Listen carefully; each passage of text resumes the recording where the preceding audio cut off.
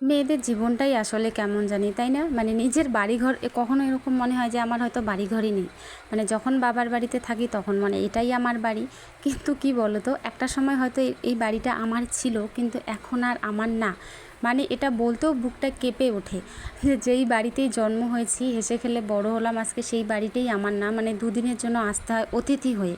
কি বলো তো, তুমি যদি নিজেকে নাও ভাবো না যে আমি অতিথি আর এটা আমার নিজের বাড়ি, তোমাকে লোক বুঝিয়ে দিবে, পাড়ার লোক বুঝিয়ে দিবে। কি জিজ্ঞেস করবে বলো তো? দুদিন যেতে না যেতে, কিরে কদিন থাকবি বাড়িতে, কবে ফিরে যাবি? মানে এই কথাটা শোনার পর সত্যিই মনে হয় যে আমি এই বাড়ির অতিথি। কি আর বলবো, খুব কষ্ট হয় বাড়ি আসার সময়। এই দেখো, মানে আমি বেরোলাম বাড়ি থেকে, চলে যাব এখন হচ্ছে শ্বশুর বাড়ির উদ্দেশ্যে। আর এখানে ঠাকুমা হচ্ছে আমার জন্য খুব কান্না করছে, যেহেতু ঠাকুমার সাথেই মানে ছোটো থেকেই বড় হয়েছি একসাথে, ঠাকুমার সাথেই আমি ছিলাম সব সময়। তো ঠাকুমা আমাকে খুবই ভালোবাসে, আমি যতবার আসি যাই ঠাকুমা একদম খুব কান্না করে। তো কান্না আমারও পাচ্ছিল, কিন্তু আমি কান্না করিনি, কারণ আমি কান্না করলে না ঠাকুমা, আমার মা, ওরা আরও বেশি কমজোর হয়ে পড়ে। তো ওদেরকে সাহস দেওয়ার জন্য আমি বলি, আরে কাছেই তো বিয়ে হয়েছে, এত কান্নাকাটি করার কী আছে, আজকে যাচ্ছি, দুদিন পর আবার আসবো। কিন্তু যতই এভাবে বলি না কেন, ভিতর থেকে তো একদম ভেঙে পড়ে যাই।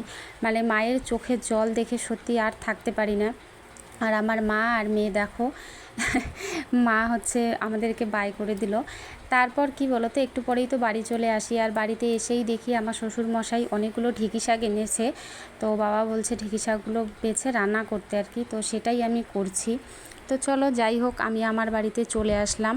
তো বিয়ের বাড়িতে একটা মেয়ের শ্বশুর বাড়ি হচ্ছে সব কিছু। সেখানে স্বর্গ মর্ত যা কিছু আছে, সুখ দুঃখ সমস্ত কিছু, এটা মেনে নেওয়াটাই অ্যাকচুয়ালি বেটার। আর শ্বশুরবাড়িতে তো মানে কি বলো তো, সারা জীবন কাটাতে হবে, সেখানকার ভালোই ভালো একটা মেয়ের জন্য। মানে শ্বশুরবাড়িতে যদি শ্বশুরবাড়ির লোক ভালো হয়, তোমার স্বামী ভালো হয়, তাহলে কিন্তু সব কিছুই ভালো। এখন তো বাপের বাড়ির আশা ছেড়ে দিতে হবে। কিচ্ছু করার নেই, বিধাতার নিয়ম।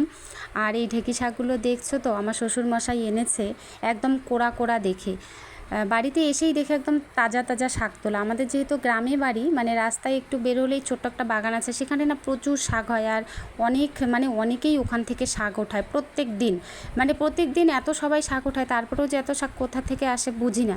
আর আমি এগুলোকে কীভাবে বানাবো বলো তো, একদম সর্ষে বাটা দিয়ে, মানে ঝাল একটু বেশি করে দিয়ে, সর্ষে বাটা দিয়ে সুন্দর করে রান্না করব। একটা আলুও কেটে দিব। তো তোমরা ঢেঁকি শাক কে কে এভাবে খাও সর্ষে বাটা দিয়ে, কমেন্ট করে কিন্তু অবশ্যই জানিও।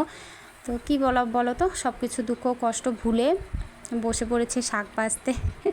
এখন আমি শাকটা হচ্ছে বেছে কুচে রান্না করব। আমার এই ছোট্ট ভিডিওটা কেমন লাগলো সবাই জানিও।